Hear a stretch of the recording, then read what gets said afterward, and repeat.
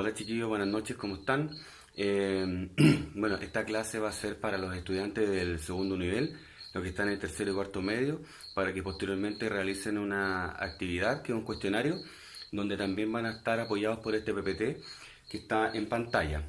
Entonces, como nosotros hemos visto en la clase anterior, o sea, como vimos en la clase anterior, trabajamos la Primera Guerra Mundial y también trabajamos el periodo entre guerras. Entonces ahora nos compete, digamos, hablar sobre este periodo entre guerras previo a la guerra, porque tenemos el primer periodo entre guerras, donde hablamos sobre la Belle Époque, donde hablamos sobre el tema de esta situación de años locos, donde las personas prácticamente que vivían el día a día, y también todos los derivados que eso conlleva, para ahora pasar a la segunda mitad del periodo entre guerras, que es la preparación previa para la Segunda Guerra Mundial.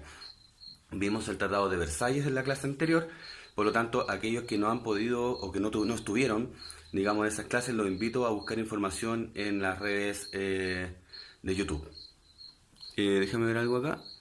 Ya, entonces, el fascismo de Mussolini y Hitler. Bueno, aquí tenemos a Benito Mussolini y tenemos a Adolf Hitler. ¿Por qué aparecen juntos? Porque ellos se unen para levantar una propuesta política que se toma el poder y después viene todo lo que nosotros ya no estamos imaginando. Como lo siguiente, el totalitarismo. Ahí tenemos el concepto que es prácticamente que se aplica a determinados sistemas políticos que han existido a lo largo de la historia, donde existe, como no sé, aquí se alcanza a ver en la pizarra, el fascismo y el nazismo.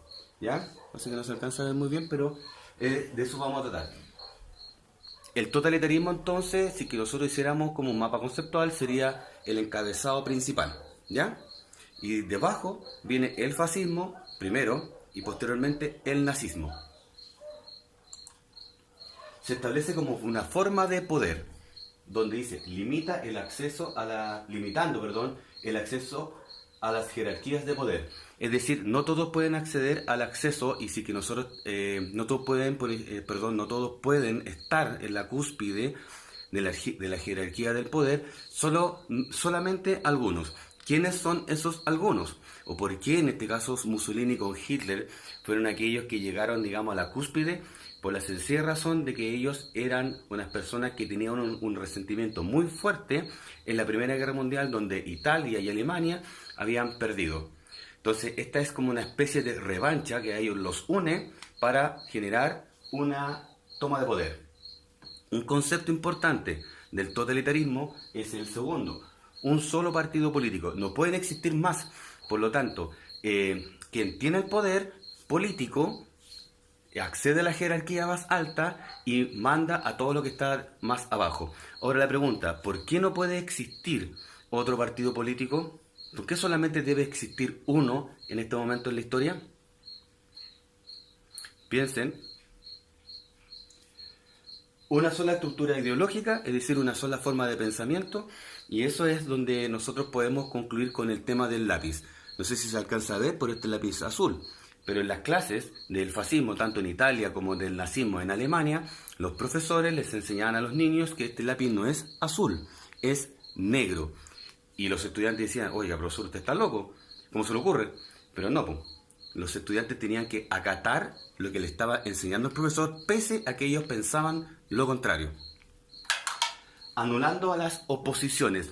Ahora la respuesta a la pregunta anterior.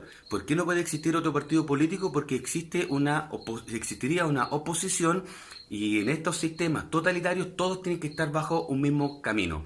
No pueden existir opositores. Si que estos existen, por lo tanto, tanto en Italia como en Alemania existieron policías secretas quienes prácticamente que investigaban a estos disidentes y prácticamente que a través del miedo, los hacían desistir de estas ideas opuestas. El fascismo se caracteriza por su método de análisis y estrategia, juzga a la gente por la pertenencia a algún grupo, por eso que esto siempre se asocia con algo racista, clasista, etc. Donde un grupo dominante debe dominar a los demás. Es muy parecido al sistema imperialista que vimos en la clase anterior. Exacerba la violencia, es decir, sus métodos no son pacíficos, sus métodos son violentos. Por eso que de aquí nace el concepto de barridas, donde las personas se juntaban en la noche, y eso lo hacen los neonazis, por ejemplo, hoy en día, se juntaban en la noche, los Fasci Italiani di Combattimento, que era esta agrupación de los camisas negras en Italia, y salían a las calles prácticamente que a depurar a la población, es decir, atacar a aquellas personas que ellos consideraban como desecho social. Por eso que era un grupo dominante, como las personas indigentes, las prostitutas, los homosexuales, los gitanos, y prácticamente que los golpeaban para generarle este miedo y este terror, para que desistieran de ser o pertenecer, mejor dicho, a esa área social. Necesita, y esto es lo más importante de todo, chiquillos, necesita un enemigo en común.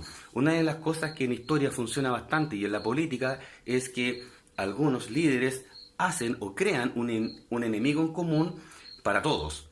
Puede ser real o no real. Entonces, ese es el punto, porque a veces, por ejemplo, en Chile existió el chupacabra en algún momento. Todo el mundo se unió para prácticamente que tenerle miedo y atacar a este animal. Un ejemplo real. En este sistema, por ejemplo, el fascismo fue creado para oponerse al comunismo. Entonces, el enemigo era el comunismo.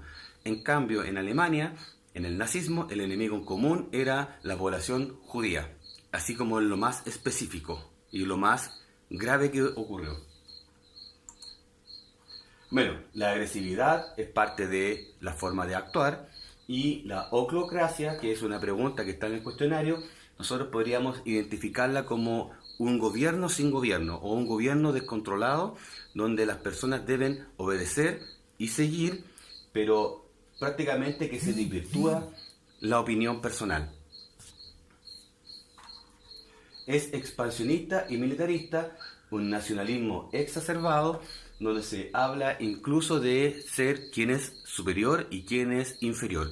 Por eso que esta ideología, como es fascista, que fue la primera, la italiana, la adopta Adolf Hitler, y después con todo su conocimiento cultural que él poseía, une y arma lo que viene a continuación, que es el nazismo.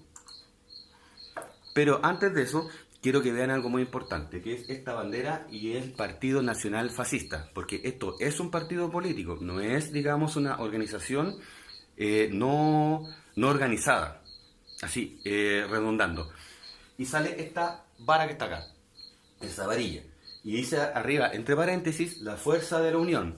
Y esto yo siempre utilizo el ejemplo de los paquetes de tallarines, estos largos, o fideos, llámese, donde si que yo tomo uno de ellos, vayan a buscar uno a la cocina, no espero, toman uno, ¿ya? Imagino que lo hicieron rápido, y lo pueden romper con un dedo, o con dos dedos, ¿cierto? Coloquen ahí entre medio el tallarín, fideo, y así lo rompen, ¿cierto? Hablo rápido por el tema de tiempo.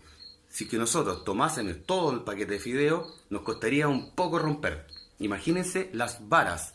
Es casi imposible que una persona las pueda romper. Por eso que se habla del fascismo, que es la fuerza de la unión. Es decir, si estamos todos unidos, prácticamente que nadie nos puede vencer.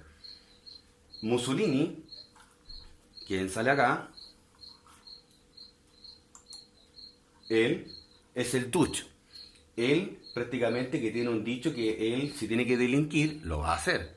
Y él fue elegido por el rey Víctor Manuel III de Italia por la sencilla razón de que el zar Nicolás II en Rusia, hablamos de la monarquía.